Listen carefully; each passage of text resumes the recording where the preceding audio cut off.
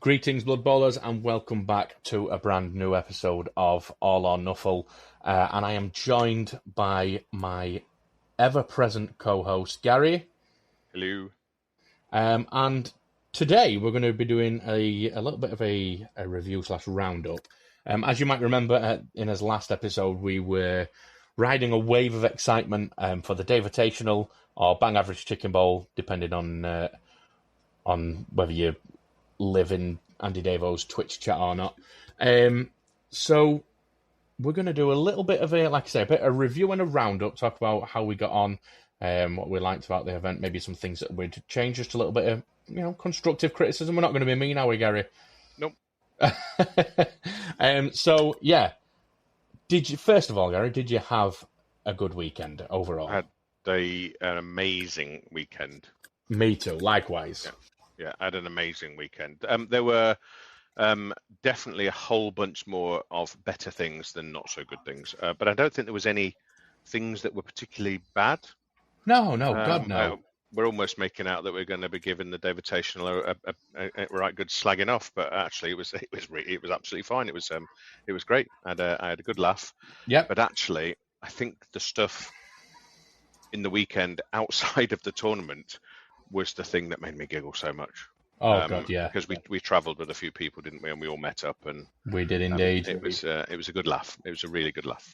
It was, and yeah, it's not necessarily a slight to the davotational to say that the Blood Bowl and the tournament itself was actually a bit of a supporting actor for the weekend. The main event was meeting up with people that we speak to online regularly or don't see that often, and staying together in an Airbnb and just being stupid. Really, that's the highlight in it.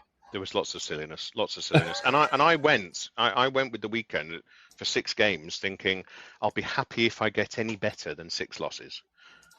And I did that, and my weekend was I'm not going to say it was significantly better than that, but it was definitely better than that. Oh yeah. So I'd already had. By the time I was leaving, I'd already had an amazing weekend. So, yeah, completely blew my expectations out of the water. Yeah, then that's all you need.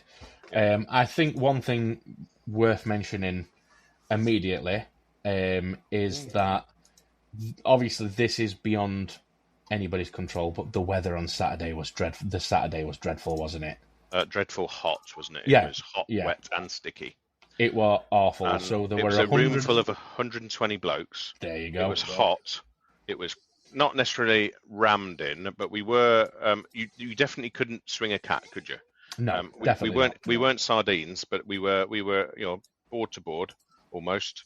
Mm-hmm. And fuck me, excuse my French, but it was hot. Yeah, it was bad on that first day. Hot, yeah, it was. I found myself. I've ruined my cheat sheet because I was using it as a fan that ferociously on that first day.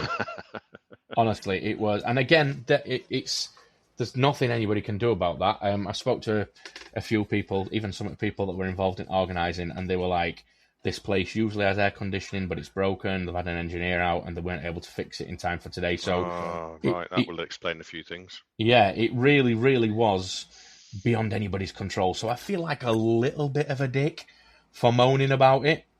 Well, to be fair, we said the same thing. Well, you obviously weren't there, but I said the same thing, and a couple of others did, about the Troll Bowl competition down in Exeter. That tournament, absolutely brilliant tournament. David did a great job. Lots of swag and all that sort of stuff. But again, we were packed in, really hot day, and it just made things. I know it shouldn't, but it just made things a bit uncomfortable. Yeah. So, but we moan when it's raining, and then we moan when it's hot, don't we, us British? I don't think I would have been moaning if it were raining on that Saturday, being inside playing Blood Bowl for 9 hours. Yeah, probably wouldn't have been moaning at that now. But yeah, it is. Yeah, it's fair to say that it feels very unreasonable to complain about the weather when it's truly beyond anybody's control. But it did have a significant impact on my enjoyment of the first day. I did, by the end of game 3, find myself thinking, in the nicest way possible, and it's not a reflection on my opponents or the venue or the people, but because it was so hot and sticky, I did find myself thinking, thank fuck that's over with. Yeah. But to be fair, it wasn't just about the weather for you, because you had some awful dice, right? And to give people some context, right? I go to tournaments probably at least once a month ish, about once a month, right? And I am, whoever I go with, I am always last, in our group. I've never had a wooden spoon yet, but there's still time for that. But yeah, you had. I think your 3 first day opponents even all commented just how shockingly bad your dice were. They did, and that did make me feel a lot better about losing all 3 games on the first day. So you were hot, wet, and sticky, and Nuffle wasn't shining on you. No, not even remotely. I think my first game I played against a gentleman called Connor, or NAF name Cataby, for anybody who knows people by NAF names more than their actual name. It was my Necromantic against his Elven Union. This was my closest result of the entire weekend. And I lost 3-2, and I tripwired rolling a 1 to rush to score twice. Failed to pick the ball up with sure hands 6 times, and of those 6 times, it re-rolled with sure hands into a 1 again 4 times. That's absolutely brilliant. And that is a new phrase. That is a new phrase that I learned over the weekend. Nuffles tripwire. Mm-hmm. I absolutely love that phrase. When you're gonna go when you're going for it or a rush, and you just hit a 1 and you re-roll it because it's for a touchdown, and you hit another 1. Yeah. It's just hilarious, and it always happens on that move. Yeah. What is that? What is that about? That because it's probably the most. Out of everything that you can do in Blood Bowl, not everything, but out of most things you can do in Blood Bowl, it's probably one of the least risky. You've got a 1 in 6 chance of failure. A 2+ is like, it's one of the, even a two rushes, a 2+2+, a 2 in 12 chance of fucking up. It's meant to be one of the safer things. Yeah. It's awful. Hey ho. So what did your record finish up in end, Gary? I had 1 win, 1 draw, 4 losses. Right, okay. I finished up 0 wins, 1 draw, and 4 losses. The reason there's only 5 games there is because I fucked off before the last game, didn't I, Gary? Yeah. And I know there's people out there going to say, "Oh, Baz fucked off home early because he weren't winning," and maybe those people want to think they're right, but genuinely, I had a fantastic weekend. Results and dice aside, as frustrating as they were, every single opponent I had were absolutely fantastic. Shout out to, as I say, Cataby/Connor from my first game. Then we've got Mark, aka Deathwish, for my second game. Everybody I played were absolutely fantastic.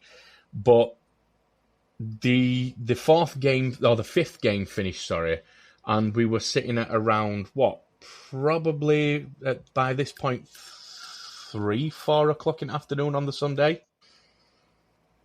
Yeah. Having drawn 1 game and lost 4, and my options were to stick around and potentially get a win and finish about 6 places higher than I ended up finishing, or I could bail and get home in time to see my little girl before she went to bed.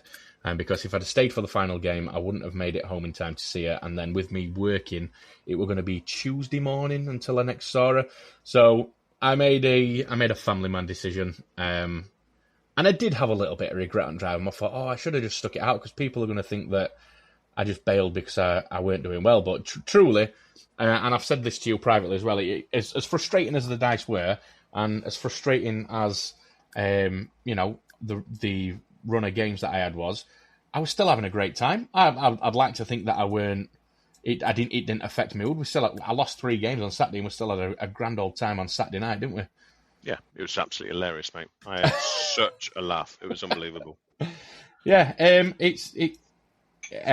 I bailed. And people are gonna have their opinion. I know for a fact, and it doesn't bother me. People are entitled to think, Baz is lying. He didn't want to see his daughter. He just fucking got monk on because he kept losing.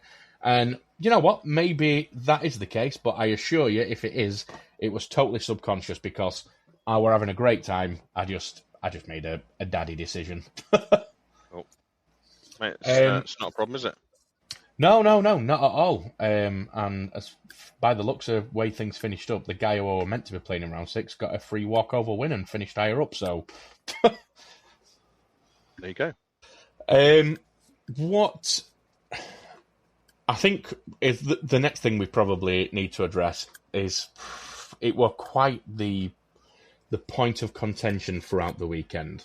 And what I will say is, Gary, before I let loose on what this subject is, I'm going to ask you not to specify what these teams look like so that there's nobody in particular who can identify that we're potentially speaking negatively about them.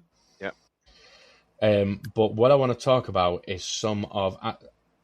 the reason we're not going to point out what the teams look like is because I'm about to let rip, Gary. What the fuck is it with people taking ridiculous, and the word is ridiculous proxy teams to tournaments? Yeah. Should we sort of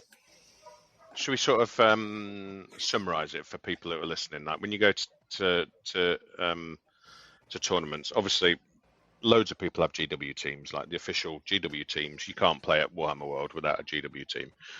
But generally proxy teams are better or worse, or sculpts that you prefer, or maybe they're cheaper, or you've bought the STLs and you've got a 3D printer, but they're things that are clearly not a direct copy, but something that are similar to what the team should be. Yes. Yep. But yeah, there was several. Yes, and several, and I would call them. So, and I wasn't too bothered by it at all. But I know our group that we were with, one or two people definitely chatted about that away from the venue. But also other people were saying, what the actual fuck is going on here? Yeah, it's the thing for me, Gary. Yeah, exactly. The thing that I don't like about it is if you're going to bring a team that's non-Games Workshop, that's absolutely fine because, as you say, there are plenty of proxies, plenty of 3D printed versions of teams, and you got your Punga, your Brute Fun, all that business. They're fine because the people who've sculpted their models have followed the general theme of the team. A werewolf looks like a werewolf. A mummy looks like a mummy. It's just different to the Games Workshop model. What I don't like is when somebody brings any old shit, lays it out, and says, this is this is that, and that's that. And I've just, on top of playing against an opponent and who's playing with a roster that they've built themselves, I've also got to do on-the-fly learning of remembering that this one that looks like that is meant to be this one, and this one that's this colour is meant to be this one. It's just... I'm convinced some people do it to get an edge, to win, because I don't think they do. I don't think they do. Genuinely. I think that... So, I'm just trying to think if this... Yeah, I'm actually going to mention one, if it's all right with you. Yeah. So the last person that I played, who you also played, I think game 2, right? Definitely had what could have been looked at as a proxy team, right? But actually, they weren't a comedy team. They were actually a quite good proxy team. So they were playing Slan. And I don't know if you remember, but the models were all a little bit, they weren't exactly, froggy, slanny type things, but they were absolutely fine and they were clearly well defined, and you knew exactly that there was a big difference between that one and that one and this one and this one. Yeah, not only that, Gary, but he was actually using Games Workshop models as well. He was using, basically, for anybody listening that plays other games beyond Blood Bowl, I don't mind naming him because I'm not going to say anything bad. Me and Gary both played against Hex Baron, who was an incredibly good player and a really nice chap. And he was I don't think he's a nice chap. He keeps beating me. He's a lovely bloke. And he were playing Slan, but instead of bringing one of the Slan teams available, he had proxied it with a Squig team. See, a lot of Squigs all look the same, but the thing that Hex Baron had done with his that makes the world of difference is that he painted each individual positional a completely different colour. The linemen were yellow, the throwers were orange, everything it were colour coded. Yeah. The skin colour of the Squigs, it coded what their positionals were.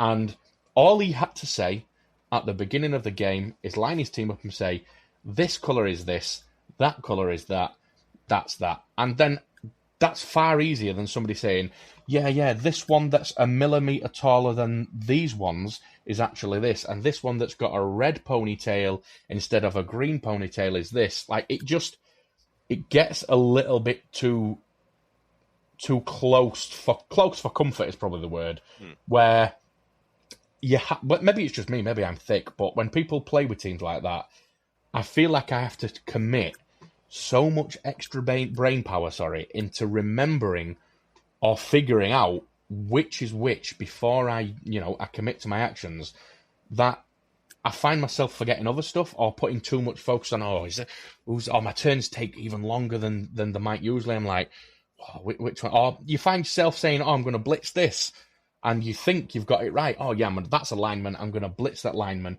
And you declare your blitz, you move, you go to hit him, and you say, right, that's 2 dice to me. And they turn around and say, oh, no, he's strength 4. That's actually a flesh golem. And you can't then say, oh, well, your team is not clearly coded enough. You could, I suppose. I think before we end up sounding like a bunch of grumpy old men here, I think there was, I don't know if this is fair to say, but from the people I spoke to, they felt like there was a general consensus, like, what the actual fuck are those teams doing here? Which is one point of view, right? And there are going to be people who play those teams that absolutely love playing those teams and will continue to play those teams.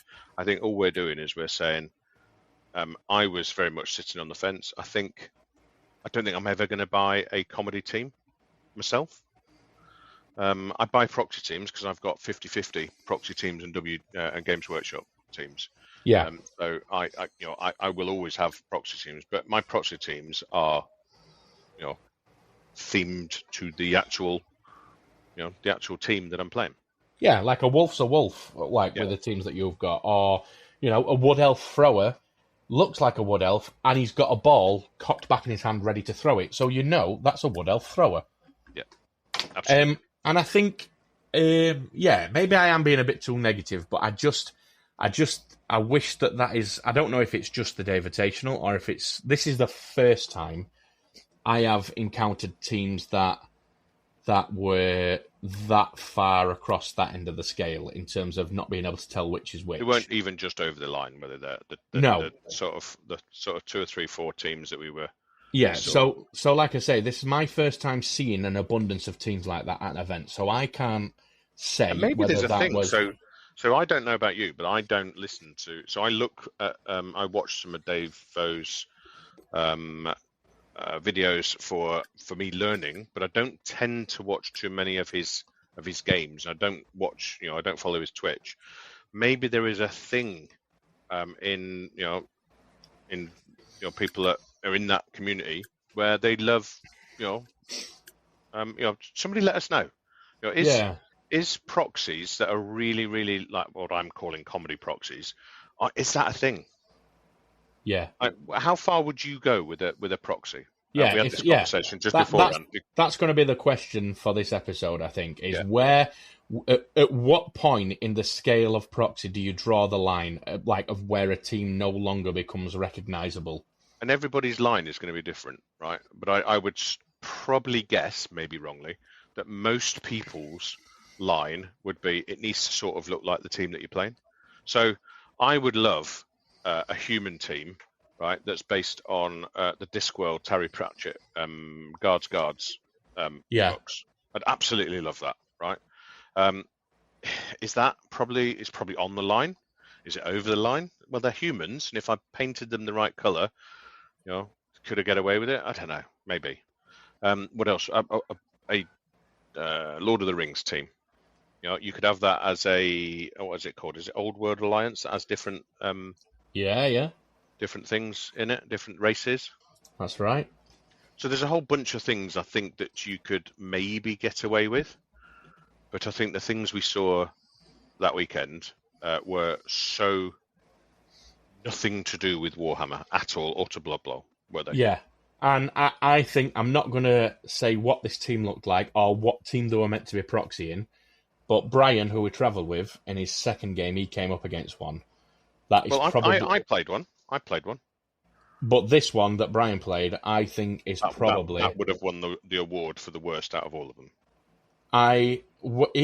If when you're identifying your team to me at the beginning of the game, the only discerning factor between this positional and this positional is that one is slightly taller than the other, we're in for trouble, because that entire team were all the same colour, the linemen were the smallest, and the positionals scaled up ever so slightly, leading to the big guy being the biggest on the team.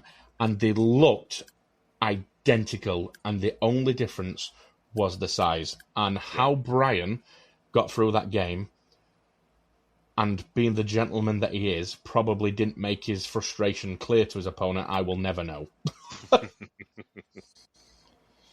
So we've talked about the heat and the venue, because there was 120 people packed in there, wasn't there? And I don't think they could have got many more. I think it would have been a lot more comfortable with maybe 80, 100 people. Yeah. But it is what it is. And if the air conditioning was broken, I think that working would have solved a whole bunch of problems. Absolutely. I do think there were too many people there. As you say, I think knock 40 people off of the amount that were there and 80 fit in there. And the weather is maybe less impactful when there's 40 less people there, because there's more space in between people. You're not like feeding off each other's body heat. But in the same breath, Gary, and I think I mentioned this to you before we started recording, that if that was the case and they did sell 40 less tickets, I wouldn't have been in attendance. I think our ticket 115, 16, 17, something like that. Yeah, so, I think I was out of the first 100. Yeah, I think it's a double-edged sword, but shoulda, woulda, coulda. And last thing I want is for it to sound like we're shitting on. Well, what did you enjoy about it? That's what I was going to ask. I enjoyed about it, obviously, seeing you guys traveling with a group. All the good laughs that we had. I liked the both the caliber / quality and variety of players that were in attendance. I really liked that the davotational seems to be some sort of beacon for the Blood Bowl community, where so many different types of people from all different walks of life, skill, abilities. Like, you've got people who are almost celebrities within the Blood Bowl world, but then you've got people that were there who were playing in the first ever event. I really liked the player base at the tournament. It were a real highlight for me, and every single one of my opponents, God bless them all, were very sympathetic with how poorly my dice were. I paid them, mate. I paid them to be nice to you, and they were all really, really, really kind, and I just played against really, really awesome people. I think Blood Bowlers generally are, aren't they? Though they are. It was definitely a good crowd. It's a really, really good crowd, and I think I don't know if you agree, but the general sense I got, because I went to the NAFs as well, but the general sense I got, and the NAFs was 280 people, was it? Something like that. So, a lot more than twice as many people. But I think that the standard at the Davotational, there were some pretty amazingly good players there. Yeah, there were a lot of recognisable people. Whether it's visually recognisable because you know what they look like, or you see when results were coming out, or the next rounding you see a NAF name and you're like, oh god, so and so's here. It did. It like I said, it drew in a really good quality and caliber a player. And I think as well, some of those players had bad dice as well, because it was really strange how some of the better players weren't in the top 2 or 3 tables all day, every day. Yeah. Yeah. There were some big names way down at bottom near me, definitely. Well, Hex Baron playing me for the game 6. He had an absolute nightmare weekend, but game 6 we just had an absolute giggle. It was hilarious. Yeah, you've got to at that point, haven't you? Yeah, he had and he's won his turn markers, for crying out loud. I mean, little naff trophies, aren't they? Yeah. He's won his fair share of tournaments, and he's a thoroughly lovely bloke as well. And I kept on calling him. Well, it's not I called him Wayne to start off with. I don't know where it came from. Right, and he was like, he looked at me as if to say, "What?" I was like, "Is it not Wayne?" He went, "No, it's Chris." I was like, "It is, isn't it? It's Chris. Where's Wayne come from?" So I just joked about that for the rest of the game, I think, or for a bit of it anyway, until he started rolling his eyes at me. Yeah, which won't have taken him long. No, everyone does when they play me. So it was good. It was absolutely brilliant. I played Purple Goo, who won the NAF Championships the year before. Yeah, this year. He obviously had a poor first game because I played him second, and then he went on to win 5 games over the weekend. So he obviously had a bad start. And that was a great experience. He absolutely did a solid 2-1 on me. Absolutely solid 2-1. Made me score early. He scored. He received in the second half, dragged it out, scored late. And you know what? I will take a 2-1 because I reckon he could have absolutely bent me over his knee and smacked my arse. Let's not go any further with that. But yeah. I would, I will say, to people, I only lost 2-1 to Purple Goo, but I think he was very, very politely and strategically taking me for a solid 2-1, a textbook 2-1. Hey, I'll tell you something else, Gary. Game 5, I played against, again, another lovely gentleman by the name of James, and he was playing a proxy dwarf team. Now, it wasn't a bad proxy team. Everybody was very clearly, Troll Slayers were Troll Slayers, Blitzers were Blitzers, the Death Roller was obviously a Death Roller. It was all My Little Pony, no? Or was it Star Trek characters? No, they looked like dwarves. They looked like dwarves, cool. They were just different to the Games Workshop one. But one thing that I did notice, and I forgot to ask him, so if by perchance he's a listener, I wouldn't mind if he'd leave a comment, or if anybody else has done this same thing and has a theory as to why they did it or why other people do it, I'd be very interested. Everybody looked like they were supposed to, but he'd scaled his entire team up so that every single one of his players were like the size of ogres. Oh, right, okay. And I noticed it. Yeah, I noticed it. And I thought to myself, I must ask him when this game finishes why he's done that. That's interesting. But yeah, his Troll Slayers were like a good couple, maybe 5 mil taller than my Flesh Golem, which were my tallest player. Right. It was, a little bit bizarre, but interesting. I was very interested to find out why he did it, but I just totally forgot to ask him. So yeah, if anybody knows anybody that's done that or does it themselves, what's the deal there? That's So what did you just for the listeners? I think I obviously know, but what did you take and what teams did you play? I took Necromantic Horror, which meant that I got 8 skills and a team value of 1170. I put Guard on both my Wraiths, Guard on both my Golems, Block on both my Werewolves, and Block and Sure Hands on the Ghoul Runners apiece. Nice.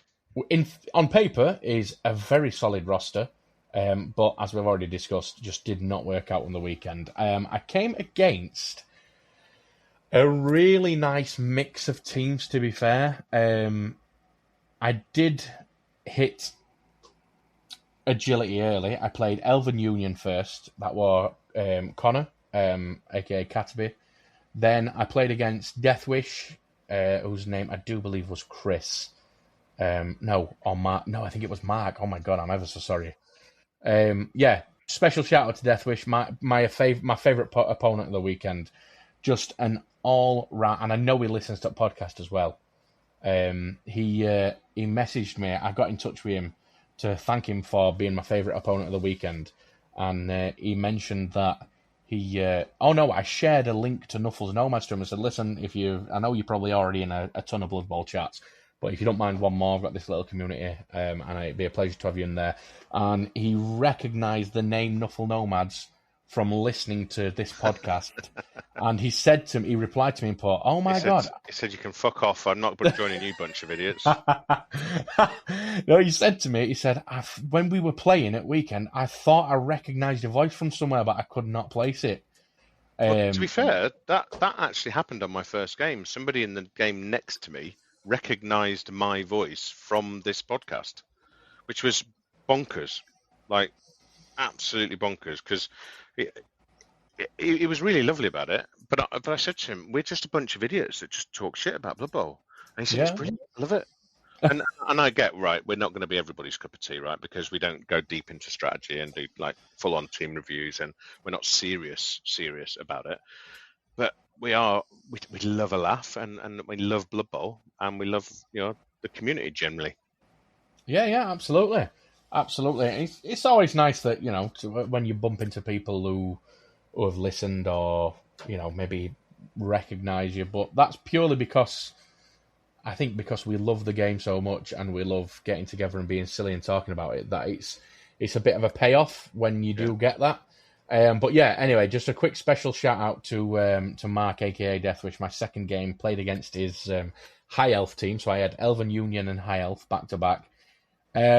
He is probably one of the nicest opponents I've ever had.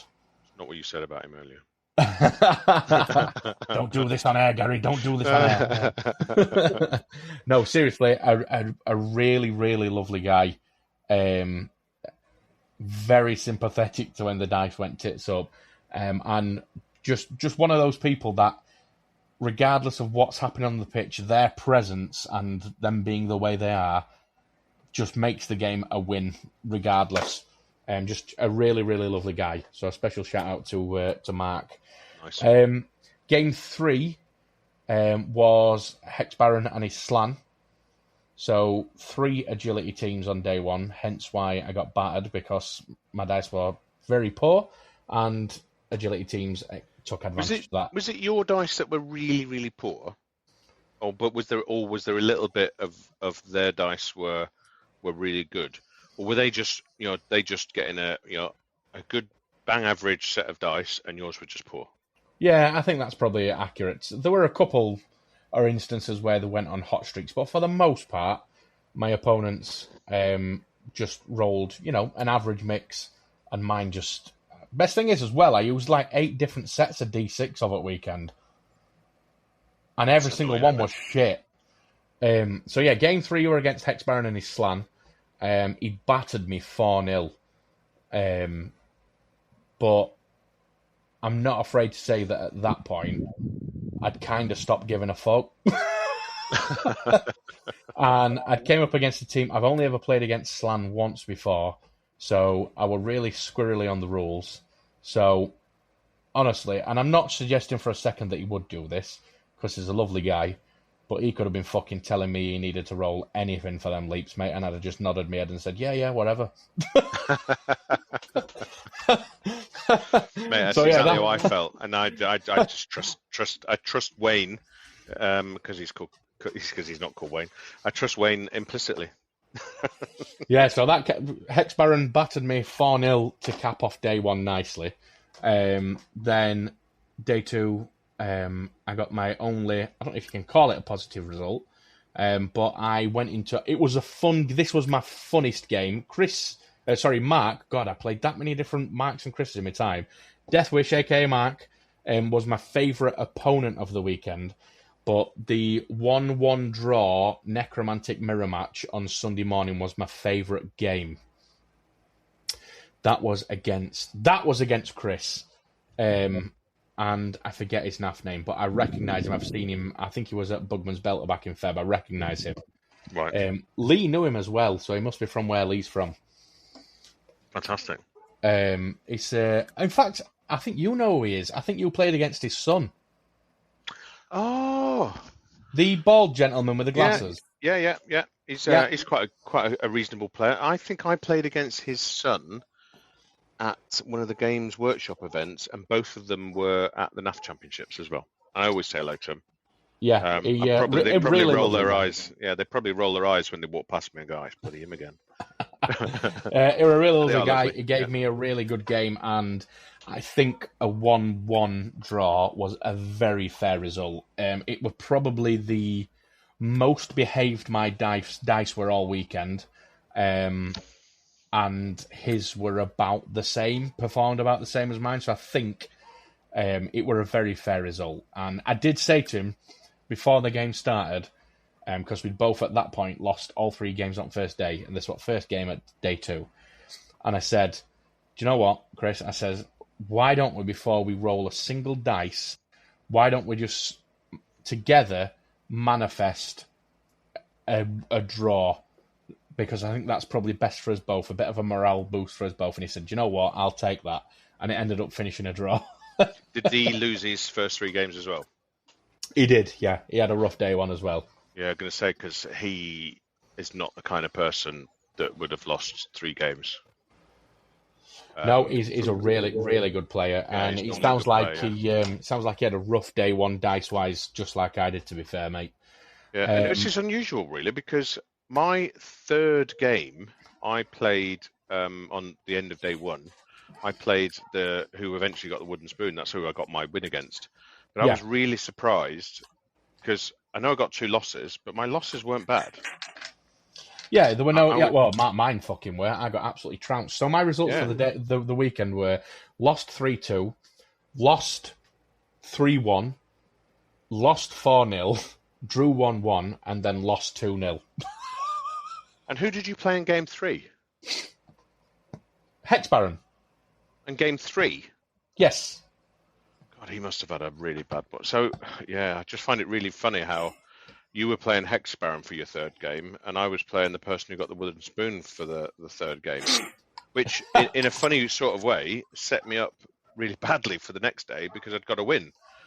But yeah, interesting. So, off the back of that weekend and the terrible time that I've had with dice, I just want to. I'm just gonna just listen out for this noise, Gary, and tell me what you think it is. Well, it sounds like a very, very small, rattly dice cup. It is indeed. So, when I got home, or not straight after, but a couple of days after, I'd organised all my hobby desk, and I seen a dice cup that I got as a free gift from Sirius Swag, who we are close friends with in the Nuffles Nomads. He's a top guy, Jamie. Yeah. So I ordered some dice off him about 5 months ago. And this were the first dice cup that they produced. They were like, oh, it's one of the first test ones we've done for a dice cup. I just stuck it in boxes, like, a bit of a gift. And obviously, we had a right old giggle about it because of some of the conversations we've had about dice cups before. You're very anti-dice cups. Well, I was. But the dice that were, well, maybe I'm misremembering, but for me, the dice that were the most poorly behaved on the weekend were the blue NAF dice that I got for joining the NAF. They're the ones that just rolled snake eyes constantly or never rolled what I needed. So once I'd finished tidying my hobby desk, I thought, do you know what? I'm going to get these blue NAF dice and put them in the dice cup, and I'm going to have a go with the dice cup to see what they roll. I rolled them 10 times using a dice cup, and I shit you not, 5 of those times they rolled double 6s. No fucking way. Yep, and the lowest that they rolled out of the entire 10 was 6. Interesting. So we'll do a little test roll now, Gary, see what we get. And if this is a double 6, while the viewers or the listeners are listening, if this is a double 6, or we'll settle for a 8 or higher, or a 9 or higher, then I think I'm converted to dice cup. Are you ready? Oh, you could just tell us anything, couldn't you? It's a 10. Right. That's brilliant. That's brilliant. Which I could have fucking done with 2 weekends ago. So I think I have been psychologically conditioned into thinking that I won't be betrayed by my dice as much if I use a dice cup. Well, I tell you what, I was talking to somebody about dice cups because they weren't using a dice cup, and they were telling me that they played against somebody with a dice cup, who was putting the dice in the cup and then just turning them over. Oh, Gary. So, if I ever come across anybody like that, I weren't going to say anything to you on this episode because I had a similar experience. So right. I'm not going to say which game it was because we've spoken at length about who I played in what game. I'm not going to give any clues whatsoever. But I just think this is an unwritten rule, isn't it? You've got to shake your dice. But this person only did it once in the entire game. And I don't remember if it was at a critical point or not. But I'm not going to say what team I was playing against or anything. I don't want there to be any clues as to it because I don't want to accuse anybody because it might have just been a mistake. But this person dropped in a D6 into their dice cup, shook it, but didn't turn it upside down and shook it. They just shook it faced up in the hand and then looked back in the cup, screwed the face up at whatever number was facing them, and then shook it a couple of times, jostled it a couple of times, and then I'm assuming they got whatever they wanted facing them because they smirked and then slammed it down, and lo and behold, the result was a 6.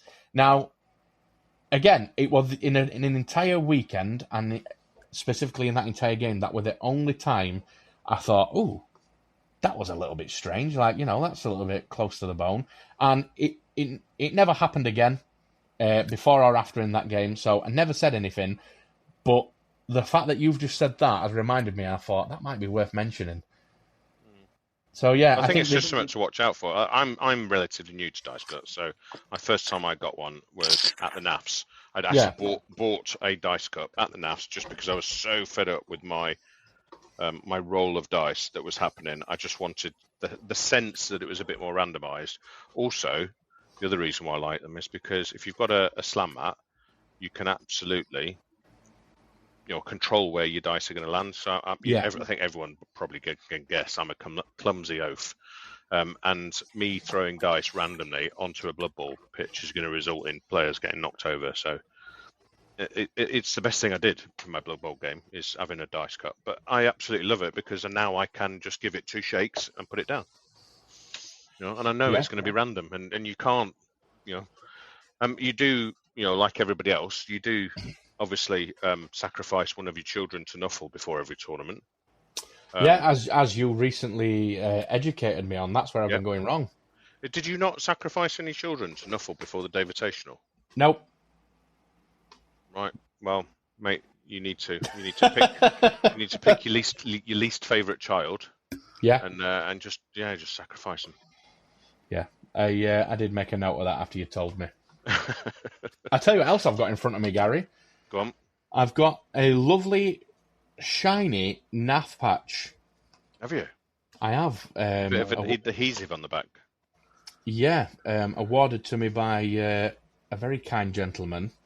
Oh, 2 gentlemen. 2 gentlemen, sorry. Yourself and Sean. And I would say that I've got the NAF keyring in front of me as well, but I haven't because they're on my car keys and my car is in the garage overnight because it failed its MOT today. You're still using it? You're still using a NAF keyring on your car rings? I am indeed. I am indeed. Happy with that. So I'm all for the NAF. I'm all for the NAF and I'm using dice cups. Brilliant. I am born again. Cool. So I think to kind of wrap up the review of the day, not the review of the davotational, just sharing his experiences. If they do it again next year, will you attend? Oh, that's a good question. I mean, you've got a better excuse than anyone to say no because you guys travelled nearly 5 hours. Devon, yeah, it was a long drag on the way home. To be fair, we weren't as knackered as we normally are. Normally, one of us is falling asleep, probably me because Brian normally drives. But we just after the 6th game, we didn't even hang around because we knew we weren't up for anything. And I think the word on the street was that because it's Davo's Twitch, a lot of Davis Twitch fans and all that lot were there. I think he does a whole bunch of other awards, so it wouldn't have been a 20-minute, half an hour job. It's probably would have been more than half an hour. And we were really keen to get on the road. I don't think we got back till about 9:30, 10 o'clock, I think. Jesus. And then Brian has another hour to go after that once he's dropped me off. Yeah. So it was needed to get home. Would I go again? I have to say that if it's in the middle of the summer, in those for a few months in the middle of the summer, in the same location, and there's 120 people, then I don't know if I would. Right, okay, that's fair. I don't know if I would. I really enjoyed the tournament. I really enjoyed the people. Everything was great. And to tell you what, as well, there was a whole bunch of new things that I saw as well. So they had screens where the draws and everything were on, and you could get the results on a Discord announcement as well, which I thought was a really good touch. But yeah, I for the amount of distance, I'm not sure. Having said that, we do have a few mates, as in me and Brian. I've got a couple of people we know in the East Midlands. So going up there, maybe once or twice a year, is actually really worth it. What would you go up for? You'd definitely go up for the NAFs. If there was another tournament up there, a nice big one where everyone was going to go, and that was it. I was surprised that there was only 120 people, to be honest with you. Really? Yeah, I'm sure that he could have quite easily have sold it out and had a much bigger tournament, in a bigger venue. But I think that's what he wanted to do, and I think I've since heard that there are plans afoot to make it significantly bigger next year. Well, there are whispers on the grapevine that, I don't think it's going to be the next Davotational. I think, by the sounds of things, it's going to replace the Davotational. Right. That he wants to host what will become the third biggest tournament in the world. Right, okay. Around March time next year, he has the ambition to host a 500-player tournament over 2 days. Just for anybody listening, and I'm sure there's people more knowledgeable on the topic or more experienced than me who can correct me if I'm wrong.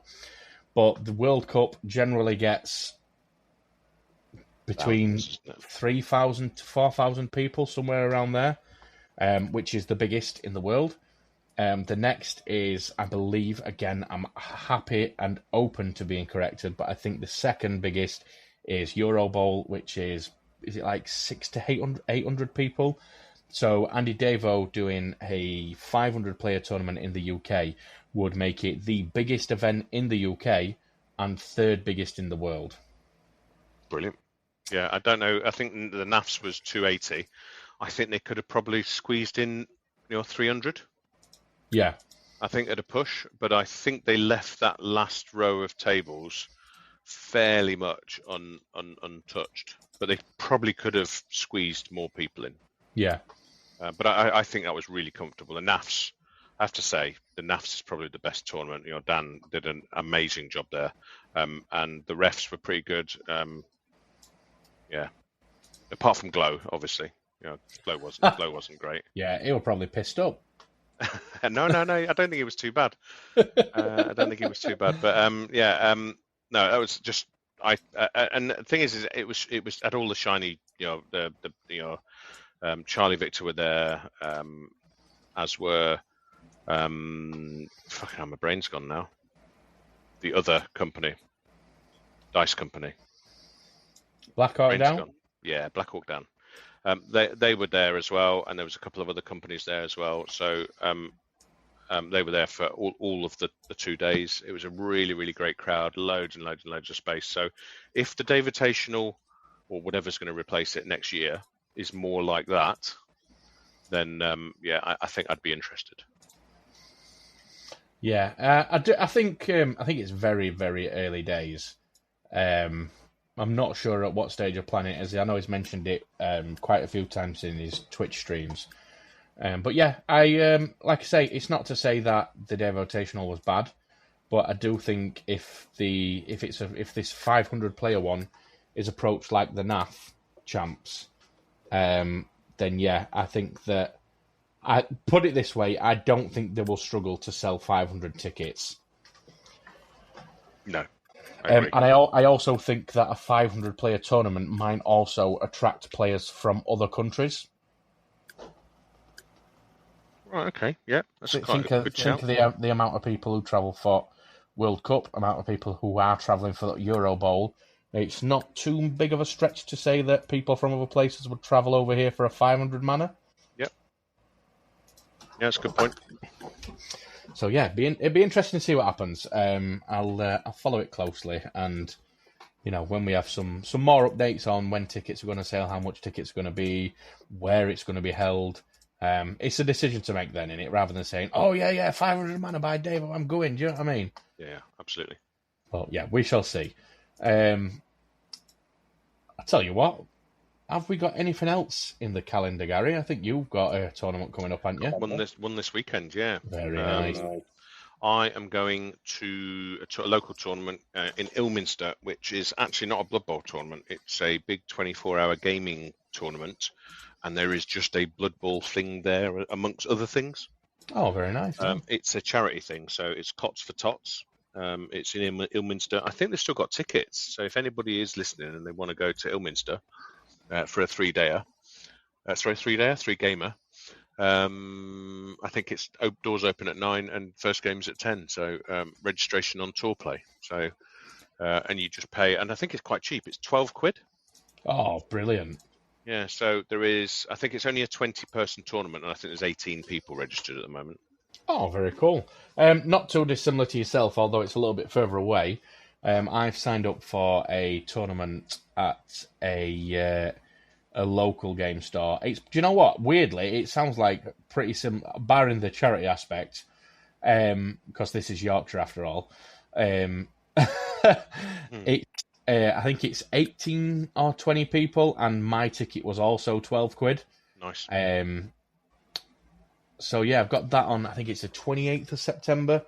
It's the only thing I've got in the calendar at the minute before the full bid cup at the end of October. Have you got anything else in your calendar other than the one upcoming this weekend, Gary? Yep. There's like you said, full beard. Is it just them two we've got? No, well, it is at the moment that's booked. I think we've got plans. Me and Brian have got plans to have a discussion about September. Yeah. And then there is something that I think we'd like to go to, dates permitting, that's sort of beginning of December. All right, okay. Down in Plymouth. I don't think it's been advertised yet, but one of the lads from Plymouth, whose NAF name is Banjo, who I will be seeing on Saturday because he's participating in that. He's doing something in December down in Plymouth. So I think I'll probably pop down to that one. If Brian can't make it, I'll just go down myself. Oh, very nice. Once again, displaying the abundance of events that you guys down at Southwest have. It's loads. There is loads.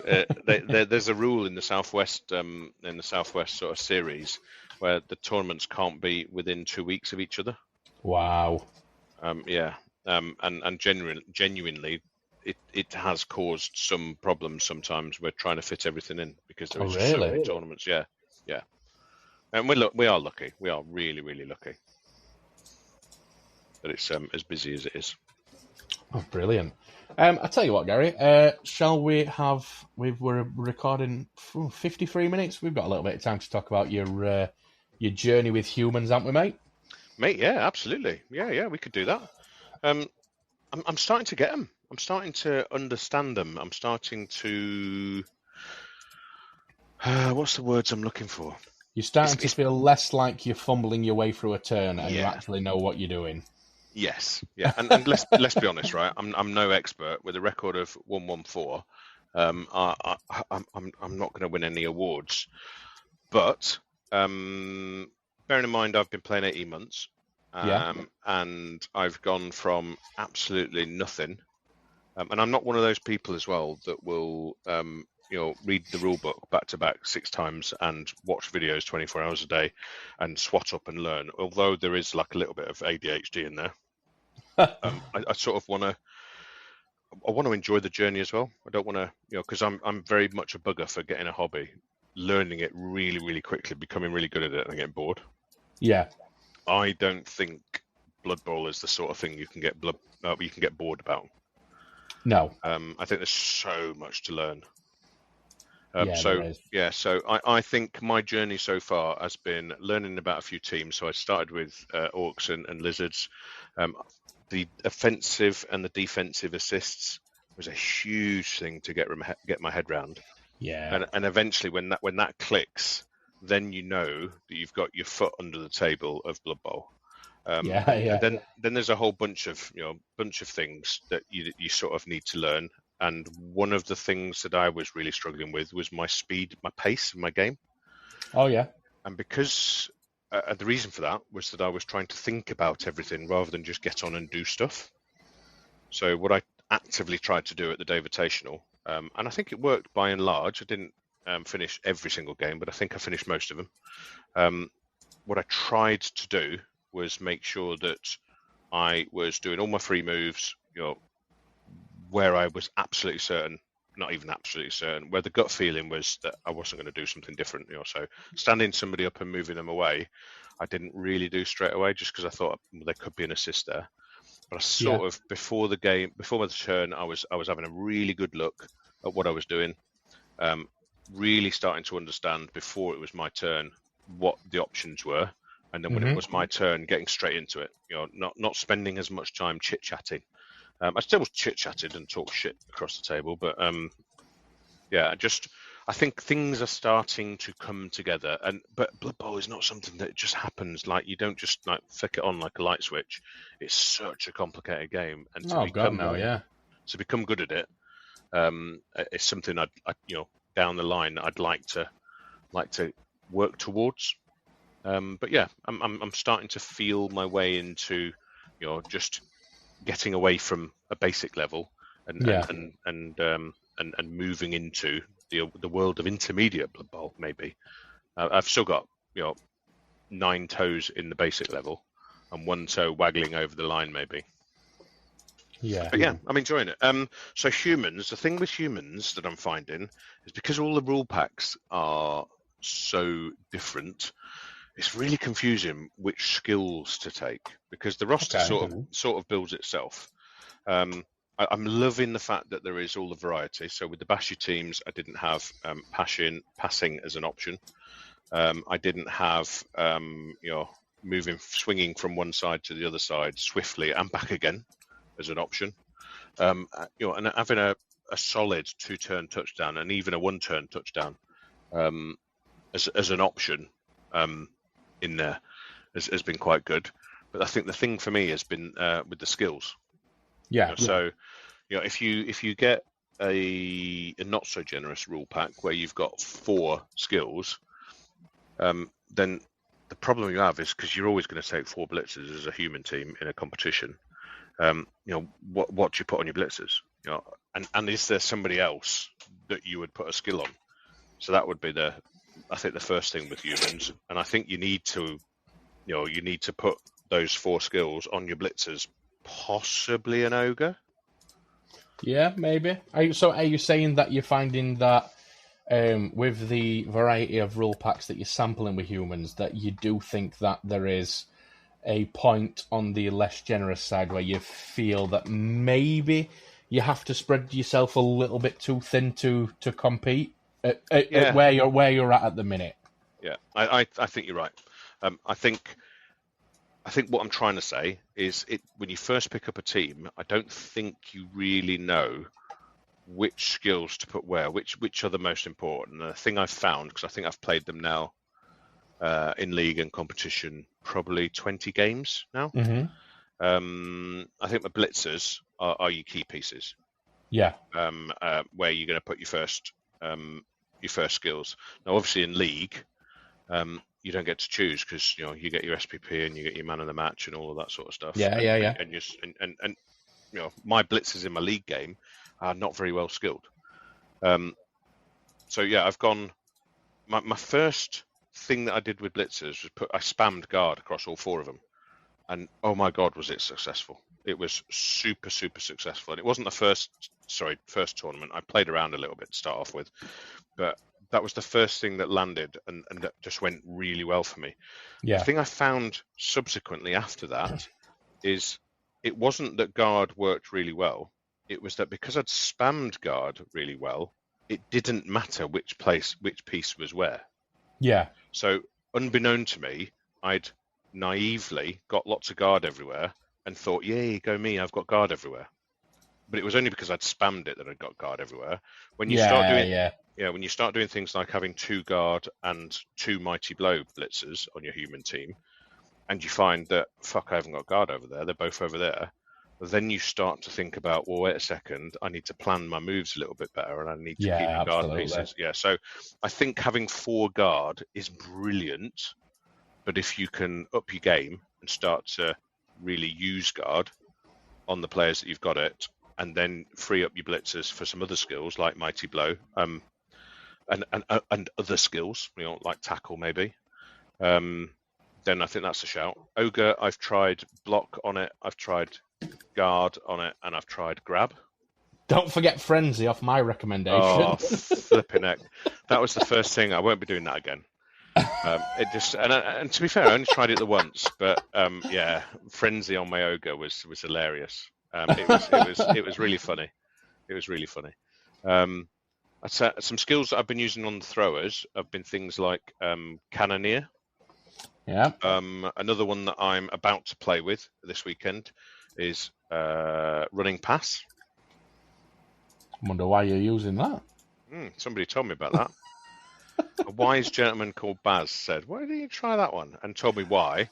And the reasoning behind that one, so cannoneer is great because out of the 4 different zones of passing, the furthest 2, you get a +1 to. Mm-hmm. And I think there's is it a sure pass, is it called?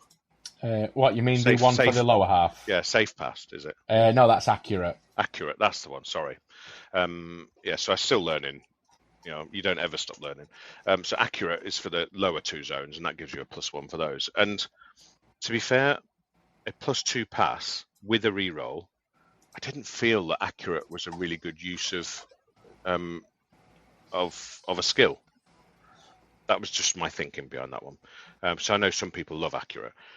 So cannoneer, running pass. I'm just trying to think what else I've used on my throwers. I think that's it. But the running pass, I think you mentioned to me, was the good thing about that is that because you can still move after, if you've got movement left, still move after you've passed. It means that if you've got one thrower, you can actually step out, pass, and step back again. Yeah. So you can actually have something where you're defending, and they've only got 6 movement. So sometimes that can be useful, but I think it might be a bit situational. So I'm going to play with it and have a look. It is very much situational. The thinking, the reason I mentioned it to you is that I were planning my roster for my Wood Elves for the tournament I'm attending on the 28th of September. And I, for whatever, don't ask me why, I've no idea, but I have always only ever ran Wood Elves with 1 thrower. I don't know what it is. I think I've played 1 game with them with 2 throwers, and then I played another one where I dropped a thrower and had more cash to spend on other stuff, and it's worked out quite well for me that I've just never gone back to having 2. Nice. And of the people that I've seen that have registered for the tournament on the 28th of September, because it's local to me, like it's within walking distance, I know quite a lot of them, and I know, or I'm predicting based on the teams that I know they like, that it's going to be there's going to be quite a few bashy teams. And the thinking with running past is that, obviously, because traditionally, when you throw the ball, the player who's thrown the ball, their activation automatically ends. So, without a skill like running past, assuming you want to keep I'm going to want to keep my single thrower safe, that's going to limit where you're willing to move to throw the ball. Like, you might think, well, that square is an absolutely fantastic position to be in to conduct this pass. However, I'm not happy with my thrower being left sat there afterwards.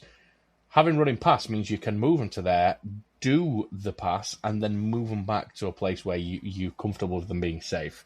Yeah. So that was the logic that I applied to my roster, and we just happened to be having the conversation at the time, and I explained that to you, and you were like, oh, I'll give it a try. And in true fashion with me recommending stuff to you, Gary, it's going to go fucking awful for you, and you'll think, why the fuck did I ever listen to it? Quite possibly. Anyway, I interrupted you, mate. What were you saying? No. I was just going to say and whilst the throwers there is a handful of skills that are really, really useful. Where the interesting bit came is when you get into rule packs that have maybe 7 or 8, skills that you can add, and you've added your 1 for your ogre and your 4 for your blitzers. Yeah, you're still scratching your chin, thinking, what else can I add? The catchers have got some really, really, really interesting skills. Oh yeah. So as well as your sprint and your sure feet to give them a little bit of extra distance, you've got those things, but you've also got things like jump up. So if they are hanging downfield and somebody knocks them over, jump up is a cracking skill, and they've got dodge. Yeah. Being able to do things like what else did I use? Nerves of Steel. It's worked an absolute treat for me, Nerves of Steel. Yeah, great skill. I absolutely love Nerves of Steel. I think it's brilliant. Just ignoring tackle zones to passes and throws and and it is to handoffs, I think. Yeah, but it's not. I it's think not it's to pickups. I think it should apply to pickups. I think that's I know it'd make it overpowered, but I'd fucking love that. But to be fair, if Nerves of Steel did pickups as well, then that would be another one of how everybody spams guard and block and tackle and mighty blow. Nerves of Steel would be up there. Yeah, absolutely. Diving catch, which again was one of your recommendations, it's really worked for me because we haven't actually spoke about this. So has diving catch paid off for you? Yeah, because it's twofold, isn't it? One is it gives you a +1, so automatically all of your catches are getting a +1 to catch. If it's an accurate pass. But if it's an inaccurate pass and it lands, or it is going to land in one of their tackle zone, you get the chance to be able to pick it up or dive for it, don't you? Yeah. I can't remember what the exact. I've never used it in that instance. I've always used it with a +1. Yeah, it basically just means that if you target a player and it doesn't land on them, but it lands in one of the squares around them, you can still roll to catch it, pretty much. Right. And there is in my my what's it called? My league team, I've got a whole bunch of. I've been really, really lucky. So we're only just about to play the 5th game, and I've been really, really lucky. So in all the league games I've played previously, I've had a nightmare trying to upskill my team. But I've managed to get a lot of skills on my team. So I've got a guard on my ogre, and the guard on my blitzer. One of my blitzers random shadowing. All right, which is a fucking nightmare. It's just the worst. Yeah, other than armbar, it's probably or pile driver, or depending on who you put it on, multiple blocks. Shadowing is probably one of the worst. And I put somebody persuaded me to buy, not random, to buy Hail Mary pass. Right? I don't know why, but I have. Right? So I'll let you know how that goes for me, but I think it's only going to go one way. But my catchers, because they're the scoring threat, they've got loads and loads of skills on them. So one catcher has got leap and diving catch. Oh, leap! What a skill! Yeah, and the other one has got block, safe pair of hands, and diving tackle. Wow. So yeah, I'm looking pretty good. And my halfling has got sidestep as well. So yeah. Well, did you roll a random on the halfling? No, I did. I rolled a random, which was brilliant. That's not bad. It's great, isn't it? See, most of them were randoms. Like the grab for the ogre was random. The guard for the blitzer was random. The shadowing obviously was random. The leap and the diving catch were random. Block I put on it. Safe pair of hands and diving tackle were random.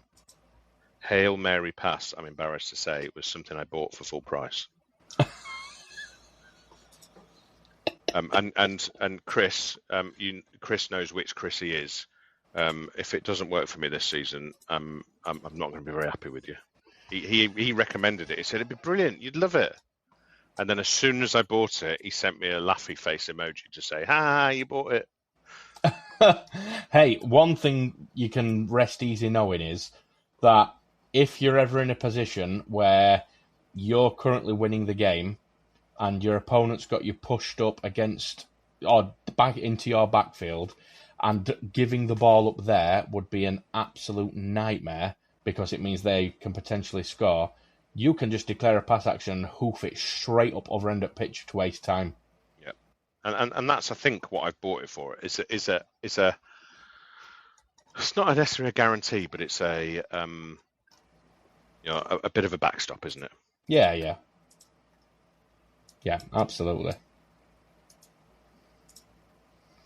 It certainly sounds like you've, for lack of a better phrasing, mate, you've found a bit of a groove, haven't you, with humans? Definitely. Yeah, but I am getting itchy. I'm getting itchy feet. So I know the full beard is in October.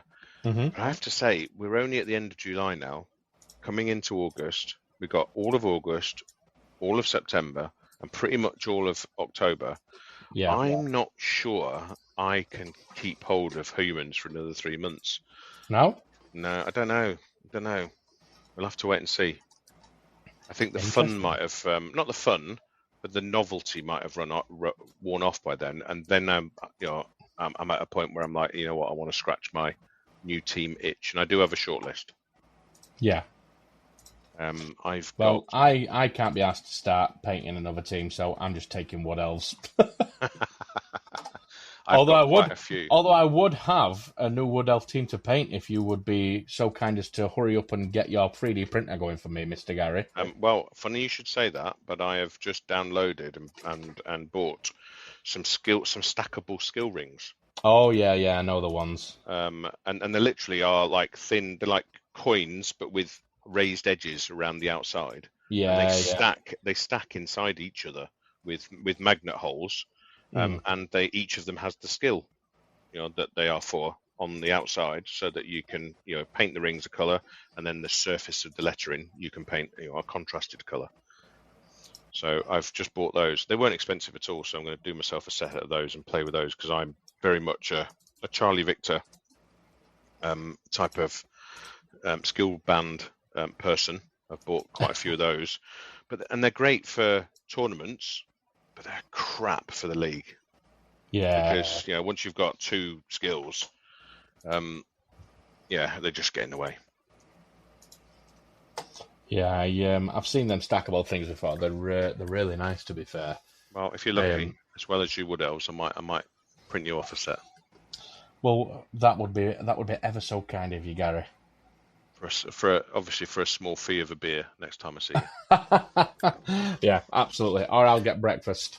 Mate, I know we're coming to a close and all of that sort of stuff, but yes, there is something that I do want to talk about. And I know you've sort of barred me from talking about it, but I feel the need. Right, and thank you very much for listening to another episode of All or Nothing. No, go on. I'll let you have your moment in the sun. Why not? Mate, I came second in a tournament over that weekend. and no, there wasn't just 2 people turned up. On the Friday night, we traveled, because me and Brian travelled up really early for the davotational on the Friday morning, because we had a whole bunch of stop-offs to do. And we were going to get up there early to see one of the guys. And he said, well, there's a Sevens tournament at Warhammer World. Why don't we do the Sevens tournament? I was like, I've played 2 games of Sevens, I think, maybe 3. But you know what? I'll give it a go, and I'll bring my humans, because I'm doing humans this weekend, and we'll give it a go. And if I win a game, then I'll be really, really happy. And I won 3 games and didn't concede a touchdown. And came second. Wow. And you know what? Genuinely, it's on my NAF profile.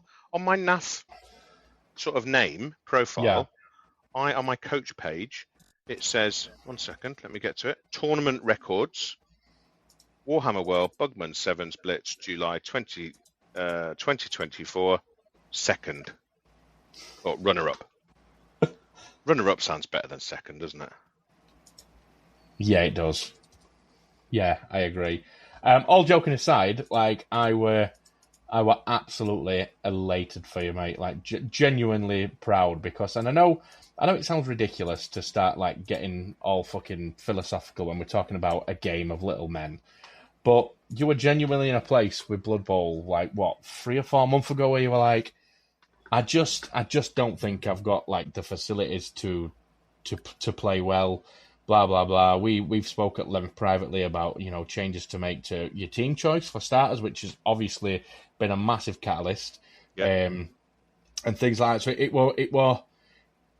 People are probably bored of hearing it by now, but like we talk at length about organic growth, or now should I say we talk about lightly fertilized organic growth, and that's just allowing changes to happen naturally, but giving things a little push every now and again. And from the rough stint that you went through of like kind of being a little bit disillusioned with Blood Bowl, like I say 3-4 months ago, to see you not only loving the fact that you found a new team, but clearly thriving, coming second at tournaments like that must feel absolutely amazing for you. Yeah. And let's be honest, and I know I do play down this, like when I got that first win, I played that down, and when I got the win at the davotational, it was against the person who got the wooden spoon. I get it, right? I'm not, my aim when I turn up is just to do all right. Yeah. I know I'm going to lose the majority of my games at the moment, but my aim is to get out of that bottom 10% and try to get into the 80 to 90%. And then the next aim will be to try and progress a little bit more and a little bit more and a little bit more, and just do little tweaks to your game. But I think that that disillusionment with Blood Bowl is something that probably everybody goes through, probably repeatedly on their journey. And the only advice I can give to people is just change things up. Just change it. Pick a different team. Get some different dice. Change your environment. Change the people you're playing with. Go to different tournaments. Find somebody that that'll let you beat them. No, but you're absolutely spot on though, mate. Because for a couple of days I went through it after Davotational. Not that I would ever be like, you know what, I'm quitting Blood Bowl because I lost a couple of games, but I honestly had a moment on drive home where I thought to myself like, why the fuck do I give up time away from my family to get shafted that badly by the dice? Like, I've had bad dice runs before, but this was like the first time, probably ever, where I really thought or felt like that I didn't have a fighting chance. Like, I was terrified to roll anything because I just knew how bad things were going for me. And I know that like there's not really any such thing as like bad dice, and it's all recency bias. Statistically you can have bad dice because everyone's going to have a run of good dice and a bad dice, and it's like a bell curve, isn't it?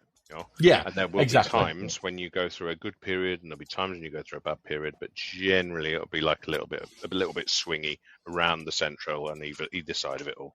Yeah, and like honestly, I genuinely drive and were thinking, why the fuck would I commit a full 2 days to something that I don't even stand a chance of not winning? It wasn't about losing games or winning games.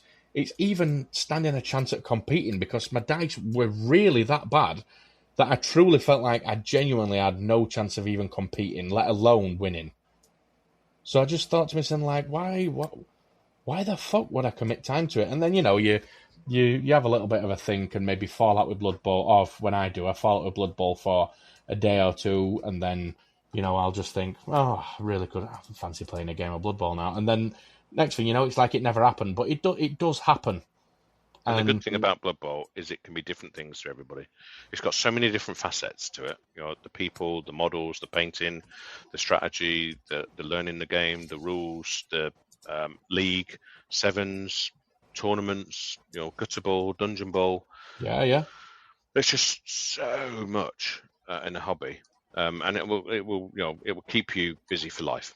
Absolutely. Oh yeah. And it's different things to different people. So like, I know we had a bit of a grumpy man moment at the beginning of the podcast about proxy teams, but if that's what some people want to do, then you know what, fair play to them. Let them do it. That's their thing. Well, I think you've raised a good point there about them proxy teams, because I did, when me and Brian were having a little bit of a grumble about them over the weekend at davotational, I think I made the comment of, I said, from an artistic viewpoint, those teams are great. They look great, they're fun, whatever, but I said from a practicality, gameplay, playing Blood Bowl aspect, they're a fucking nightmare. But like you say, that specific individual, their favourite way of engaging with the hobby might be doing fun and creative teams, and them bringing them to a tournament is them saying, look what I've been able to do, like with, my skills, and that's fantastic. Like, genuinely it is. The grumpiness aside, around them being difficult to play against, genuinely, that's great. If people are putting a lot of creative energy into thinking up these proxy teams and executing them, then that's great if people want to engage in that way. So yeah, maybe made up for the grumpy old mister portion of the podcast. We wouldn't be us if we weren't having a bit of a giggle and having a bit of a moan at something. You've gotta. It's the type of game that demands you to be upset with it from time to time. Absolutely. On that note, mate, I've got nothing else to mention. What about yourself? I was going to say, I was going to talk about my my shortlist for my my next teams, but you know what? Let's save that till next time. Yeah, you want to save it till next time? Yeah. Roger that. Well, thank you very much for listening, guys. As always, I'm going to drop the link to Nuffles Nomads into the description of this episode. For anyone, and I don't know how you've not heard of what Nuffles Nomads is, because I'm sick of talking about it, if I'm honest, Gary. Nuffles Nomads. There's only us two in the group. All right, nobody's in there, and we talk about it all the time. No, there is actually. It's getting on towards 100 people now, isn't it? Yeah, 83 people, I think. So Nuffles Nomads is a community of Blood Bowl players from predominantly the UK, but we do have a couple of people from the US, Norway, and continental Europe. It's just a way to connect Blood Bowl players, build a network, with the idea being of organising, meeting up at tournaments together. So the ideal scenario would be somebody who is quite new to attending tournaments goes to our community, one of us chats and says, listen, I'm attending this tournament on this day. Are there any Nomads members who would like to attend with me? Because I'm a little bit nervous about attending on my own. And hopefully we get to a place where 4, 5, 6, 7, 8, 9, 10, 11, 12 Nomads reply and say, yep, I've just booked my ticket. I'll see you there. We'll meet at this place this time. So yeah, if that sounds like something you would be interested in, give the link a click and we'll see you in there, and we will bore you to death with more of the chat that you hear in this podcast. Fantastic. Won't we? Well, thank you very much for your time, mate, and I'll see you maybe not next week, maybe we'll figure it out whenever we can be bothered to next to an episode in the nicest way possible to us listeners. Absolutely. Right, guys, thank you very much for listening, and thanks again for joining me, Gary. Cheers, dude.